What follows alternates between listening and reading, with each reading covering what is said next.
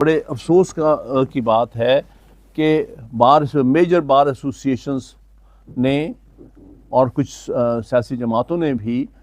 26ویں ترمیم کو چیلنج کیا ہے ایز انویلڈ، کیونکہ یہ بنیادی سٹرکچر کے بھی خلاف ہے 26ویں ترمیم، اور یہ ہے کہ جس انداز سے پاس کی پروسیجرلی بھی اور ہر طرح سے وہ ایک غیر آئینی اور انویلڈ ہے۔ لیکن افسوس ابھی تک یہ ہے، اور اس کے لیے ہمارا مطالبہ بھی یہ ہے کہ فل کورٹ سنے گی، کیونکہ آلریڈی پریزیڈنٹ جو ہے آئینی ترامیم کے چیلنج کے کیسز جو ہے وہ فل کورٹ سنتی ہے۔ 21ویں ترمیم کا 2015 میں مکمل عدالت نے، سپریم کورٹ نے 17 ججز نے سنا تھا اور فیصلہ کیا تھا۔ اسی طرح ہم اس چیز کے توقع کرتے ہیں موجودہ چیف جسٹس سے اور ان کے ساتھ 2 سینئر موسٹ ججز سے کہ آپ 26ویں ترمیم کے چیلنج کے کیسز فل کورٹ کے سامنے لگائیں گے، اور پھر فوراً ان کے کیس کی ہیئرنگ ہونی چاہیے، کیونکہ یہ معاملہ جس کو یہ کہتے ہیں کہ آئینی بینچ بنایا، آئینی بینچ بننا ہی نہیں چاہیے تھا، پہلے تو اس کیس کا فیصلہ ہونا چاہیے تھا، کیونکہ اگر وہ آئینی ترمیم ہی جو ہے انویلڈ ہے تو پھر اس کے تحت آپ کوئی بینچ بھی نہیں بنا سکتے۔ اس لیے اننیسرلی ایک کنفیوژن کریٹ کر دیا گیا ہے کہ ایک طرف ایک بینچ کام کر رہا ہے 6 یا 7 ججز کا جو اپنے آپ کو آئینی بینچ کہتے ہیں، تو کیا باقی ساری سپریم کورٹ غیر آئینی ہو گئی؟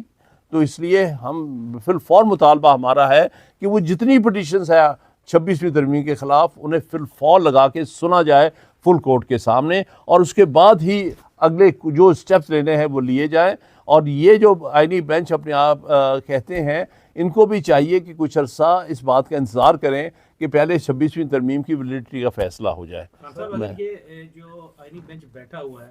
ظاہری بات ہے اس کے سامنے آئینی کیسز لگے ہوئے ہیں، اور جو 3 رکنی کمیٹی کی آپ بات کر رہے ہیں اس میں تو پہلے بھی 2 ججز نے کہا جی کہ آپ فل کورٹ بنا دیں، لیکن چیف صاحب نے نہیں بنائی، اور اب اگر یہ کیس لگتا ہے اس آئینی بینچ کے سامنے 26ویں ترمیم والا، تو آپ لوگ جائیں گے، پیش ہوں گے؟ وہ ہو ہی نہیں سکتا،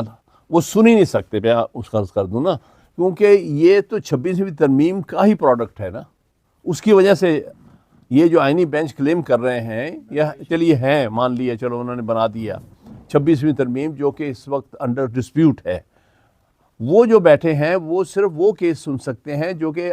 26ویں ترمیم کے چیلنج کے نہیں ہے۔ 26ویں ترمیم مثال کا کل انویلڈ ہو جاتی تو یہ خود بخود انویلڈ ہو گیا، لہٰذا جس کو انگریزی میں کہتے ہیں یو کانٹ بی ججز ان یور اون کاز، وہ تو پھر دے ول بی ججز ان دیئر اون کاز، کیونکہ ان کی اپنا ہی بینچ جو ہے وہی انڈر کوشچن، انڈر ڈسپیوٹ آ جائے گا۔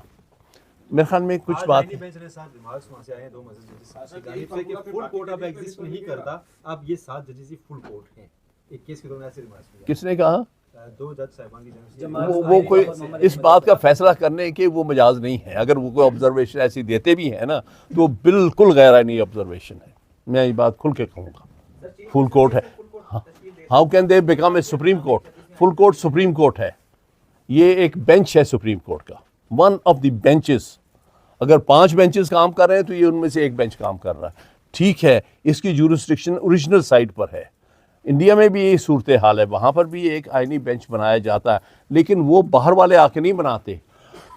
وہاں چیف جسٹس ہی بناتے ہیں، اور ان کا بھی جو ایک ٹریڈیشن قائم ہوئی ہے وہ یہ ہے کہ first chief justice and 4 senior most ججز کا بینچ، اس کو کہتے ہیں آئینی بینچ۔ یہ نہیں کہ دوسرے غیر آئینی ہو گئے، اس کا مقصد صرف یہ ہے کہ آئین کے تحت جو اوریجنل جورسڈکشن ہے وہ ایکسرسائز یہ بینچ کرتا ہے۔ یہاں پر بھی اس آئینی بینچ کی جسٹیفیکیشن صرف ایک ہی ہو سکتی ہے کہ یہ صرف آرٹیکل 184 کے کیسز یا آرٹیکل 186 کے کیسز سن سکتے ہیں، اور کیسز سننے کے یہ مجاز نہیں ہے، وہ دوسرے بینچز سپریم کورٹ کے سنیں گے جو وہ بھی اسی طرح آئینی بینچز ہیں، چاہے وہ آرٹیکل 212 کے کیس سنیں چاہے آرٹیکل 185 کے سنیں، وہ بھی آئین کے تحت ہی سن رہے ہوتے ہیں، کیونکہ ان کی بھی جورسڈکشن آئینی جورسڈکشن ہے۔ یہاں آئینی جورسڈکشن کا مطلب یہ نہیں ہے کہ باقی غیر آئینی ہو گئے، اس کا مطلب صرف آئینی اوریجنل جورسڈکشن۔ سر 26ویں آئینی ترمیم ہو چکی، عمل درآمد ہو چکا آلموسٹ سارے کا سارا، آخری جو تھا وہ یہی تھا کہ بینچ بیٹھ جائے اور مقدمات سننے شروع کر دے، فیصلے ہونے شروع ہو گئے۔ ایسے میں جب 26ویں آئینی ترمیم موجود ہو اور آئینی ترمیم یہ اجازت نہ دیتی ہو کہ فل کورٹ بن سکتی ہو، یہ جوڈیشل کمیشن کے پاس صرف اجازت ہے یہ، تو آپ کا یہ مطالبہ پھر آئین سے متصادم نہیں ہوگا کہ جناب فل کورٹ جو ہے وہ پہلے بیٹھ کر آئینی ترمیم کو سن لے، پھر اس کے بعد باقی سارے معاملات ہوں گے؟ دیکھیے کیونکہ جب فیلڈ میں ہے نہیں فیلڈ میں جو بھی ہے کئی سارے عمل غیر آئینی فیلڈ میں ہوتے ہیں وہ بعد میں ڈکلیئر کر دیے جاتے ہیں غیر آئینی, تو اس میں کوئی چیز سپریم کورٹ کے اختیارات کو نہیں روکتی. پاکستان کی تقرری بھی غیر آئینی ہو جائے گی جی چیف جسٹس پاکستان کی تقرری بھی غیر آئینی ہو جائے گی. چیف جسٹس کی اپوائنٹمنٹ کہہ رہے ہیں کہ غیر آئینی ہو جائے گی. یہ بھی امکان ہے, بالکل ہو سکتا ہے کیونکہ وہ بھی 26ویں ترمیم کے نتیجے میں ہوئی ہے. کیونکہ ورنہ ہم سمجھتے ہیں کہ آرٹیکل 175A جس میں تبدیلی کی گئی ہے وہ بڑی انویلڈ تبدیلی ہے, کیونکہ ایک سلسلہ سیٹل ہو گیا تھا یہ پچھلے 70-75 سال کی اسٹرگل کے بعد, جس میں وکلاء کی اسٹرگل شامل ہے. آپ کو یاد ہوگا کہ 98 میں وکیلوں کی اسٹرگل کے بعد ایک ججمنٹ آئی تھی اسد علی کیس میں, 10 ججز کے بینچ نے دی تھی, جس میں انہوں نے کہا تھا کہ regardless of constitutional amendment senior most جج ہی چیف جسٹس بننے کا مجاز ہوگا. اس لیے آپ نے دیکھا ہوگا ایون آرٹیکل یعنی 175A آنے سے پہلے ہی 2010 میں وہ آیا, اس سے پہلے ہی جتنی اپوائنٹمنٹ سپریم کورٹ کے چیف جسٹس کی ہوئی ہیں 1998 سے لے کے 2010 تک اور اس کے بعد وہ سب سینئر موسٹ ججز کی ہوئی ہیں, اور اس سے ٹرانزیشن بڑی ہمیشہ بڑی ایک سموتھ ہوتی رہی ہے, کوئی مسئلہ نہیں پیدا ہوا. لاسٹ ٹائم جب یہ مسئلہ پیدا ہوا تھا اس زمانے میں 1994 میں جب سینئر موسٹ جج سعد سعود جان کو اگنور کر کے یہ لے کے آئے تھے ان کو سجاد علی شاہ کو, اس کی وجہ سے عدالت کے اندر اتنی سخت کنفیوژن پیدا ہوا تھا, اتنی سخت آپس میں جو ہے ڈسپیوٹس پیدا ہوئے تھے کہ وہ دور ہم سمجھتے ہیں سپریم کورٹ کا ایک بہت افسوسناک دور ہے, جس کے پھر آخر نتیجے میں تقریباً 3.5 سال کے بعد پھر یہ ریزالو ہوا تھا اسد علی کیس میں کہ نہیں وہ غلط اپوائنٹمنٹ تھی. His appointment was declared as invalid, حالانکہ وہ 3.5 سال کام کر چکے تھے ایز چیف جسٹس, پھر بھی سپریم کورٹ نے ان کے اپوائنٹمنٹ کو انویلڈ قرار دے کے اور کہا تھا کہ آئندہ سے سینئر موسٹ جج ہوگا. تو یہ ایک جی سر 31 اکتوبر کو سر سپریم کورٹ کے 2 ججز نے کمیٹی میں کہہ دیا کہ جناب فل کورٹ تشکیل دے رہے ہیں. 2 نومبر کو آپ نے ہفتے کے روز یہاں پر ایک پریس کانفرنس کی اور کہا کہ فل کورٹ تشکیل دی جائے, ہم وہ نہیں چھٹا گے, تحریک چلا رہے ہیں. تو سر اس وقت آپ کے علم میں تھا کہ فل کورٹ تشکیل دے دی گئی اور آپ اس کی سپورٹ میں یہاں پر پریس کانفرنس کی تھی, یا آپ کا جنرل مطالبہ تھا؟ یہ ہمارا تو تھرو آؤٹ مطالبہ یہ ہے, کیونکہ ہم نے تو پٹیشنز ڈالی اسی انڈرسٹینڈنگ پر ہے کہ فل کورٹ سنے گی.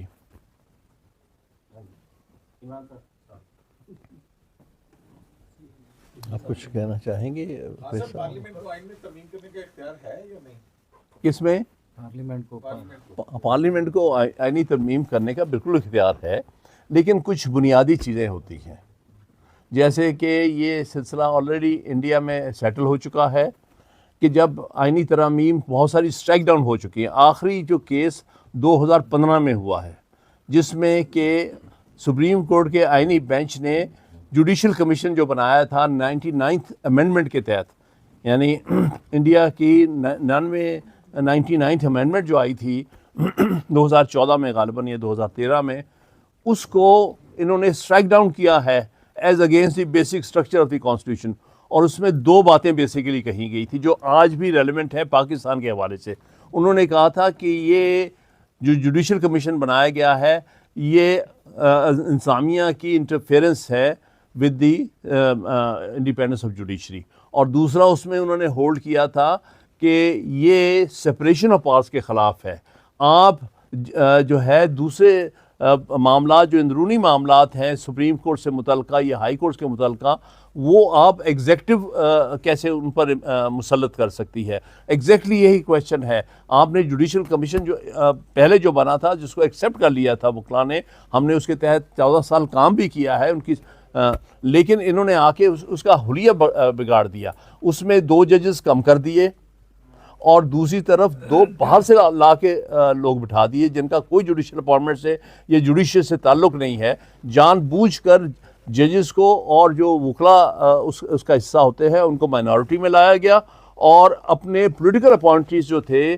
ان کو میجورٹی ان کی میجورٹی قائم کر دی گئی. تو یہ جو امینڈمنٹ ہے اگر ہم انڈین پریسیڈنٹ بھی دیکھتے ہیں تو یہ ہر طرح سے غیر آئینی ہے اور انویلڈ ہے. شرف فریدی والے کیس پاکستان بھی ہو چکا ہے نا, شرف فریدی والے وہ 1994 میں شرف فریدی والے کیس میں بھی انہوں نے سپریشن آف پاورز کے حوالے سے इंडिपेंडेंस ऑफ जुडिशरी के बारे में आर्टिकल 175(3) को गालिबन करते कहा था कि अब जुडिशरी और एग्जेक्टिव अलग अलग है। अगर उसको भी आप देख लीजिए तो उससे भी वाज़ेह होता है कि ये जो तरमीम की गई है, और इसी तरह 2015 में वो जो डिस्ट्रिक्ट बार एसोसिएशन रावलपिंडी वाले केस में भी इन्होंने जो बुनियादी फीचर्स डिफ़ाइन किए हैं वो जो कि 14 जजेस इस पे एग्री किया है, 3 की डिसेंट है,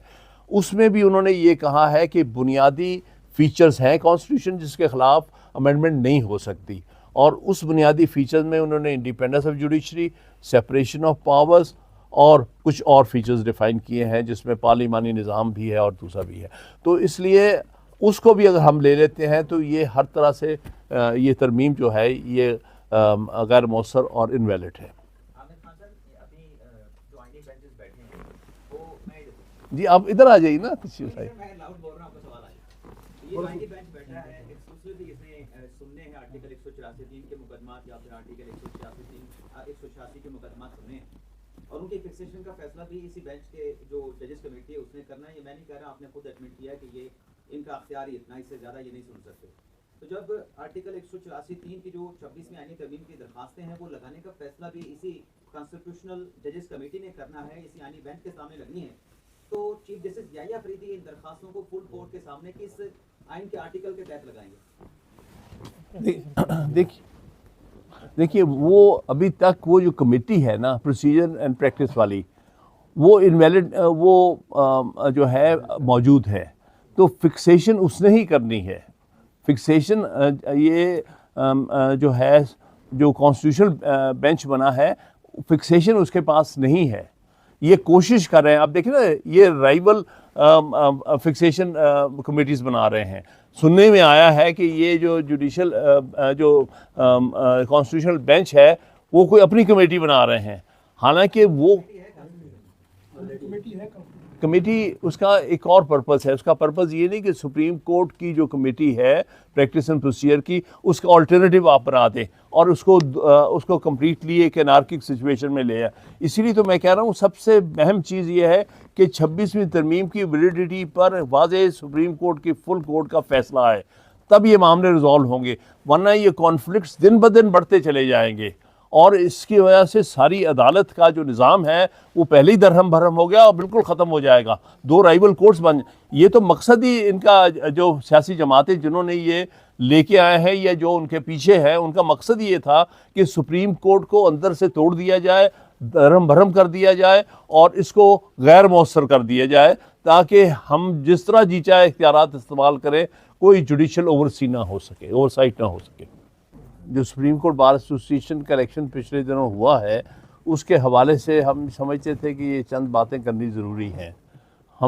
हमने कल भी एक मीटिंग की थी और उसमें जो सबसे इस वक्त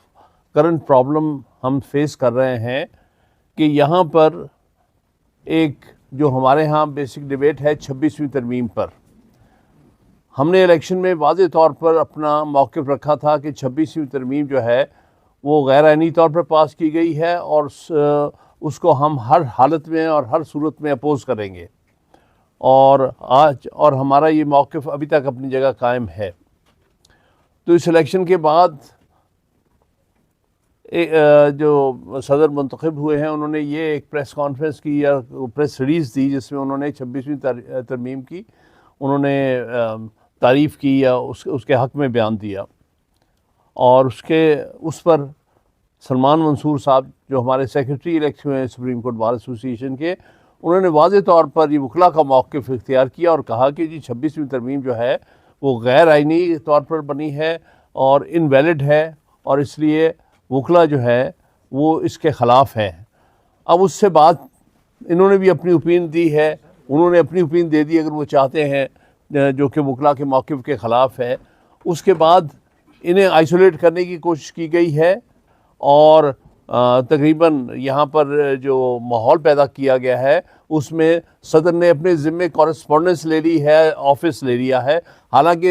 head of the office under supreme court bar association rules secretary होता है। एक तो ये बात है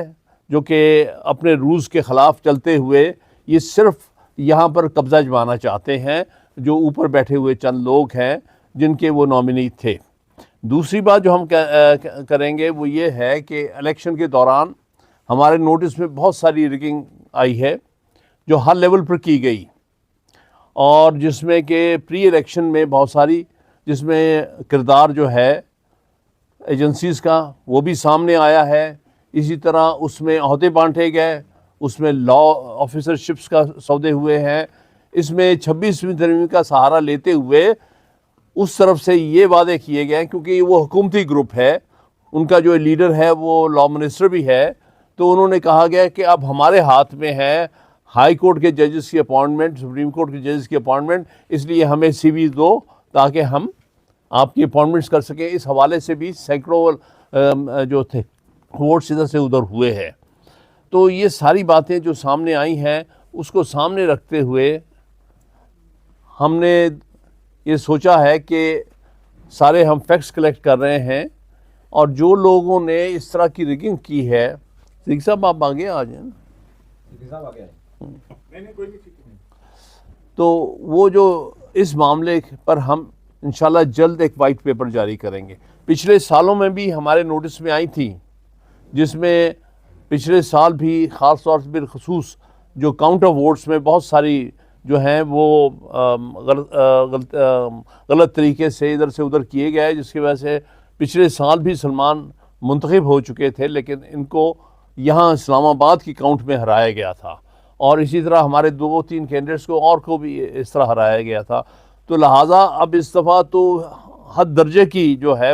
وہ بے ضابطگیاں ہوئی ہیں، اس کے اوپر انشاءاللہ ہم ایک وائٹ پیپرز نکالیں گے، کیونکہ اس طرح سپریم کورٹ بار ایسوسی ایشن کے الیکشنز نہیں ہو سکتے، اور اس میں پاکستان بار کونسل کی اتنی زیادہ انٹرفیرنس کہ یہاں کے سنا ہے امپلائیز کو بلا کے اوپر انہوں نے کہہ دیا کہ آپ نے سیکٹری کی کوئی بات نہیں سننی، ہم آپ کو بتائیں گے ورنہ ہم نوکری سے آپ کو نکال دیں گے۔ یہ کیا طریقہ کار ہو گیا؟ ہم سپریم کورٹ بار ایسوسی ایشن بنانے والوں میں سے میں ہوں، اور اس کے رولز 93 میں جب ہم پہلی دفعہ کیا، پاکستان بار کونسل کا رول بڑا ایک لیمیٹڈ سا رول رکھا گیا تھا اس کی ایگزیکٹو کمیٹی کا۔ وہ جب کبھی کوئی سیریس قسم کا ڈسپیوٹ ہوتا ہے الیکشن کے وہاں جاتے، یہاں تو ہر چیز ہی وہاں سے مانیٹر ہو کے آتی ہے، یہاں تک کہ بیانات بھی سنا وہاں سے آتے ہیں۔ یہ چیز کسی طور پر بھی سپریم کورٹ بار ایسوسی ایشن کو جس درجے پر لے آئے گئے ہیں، اس کی انڈیپینڈنس، اس کی اٹانومی ختم کی گئی ہے، جو کہ صحیح معنی میں ایک پاپولر باڈی ہے، ہمیشہ سے پاپولر باڈی کے طور پر اس نے کام کیا ہے، اس کو سبارڈینیٹ باڈی بنا دیا گیا ہے کمپلیٹلی۔ یہ چیز کسی طرح بھی قابل قبول نہیں ہے۔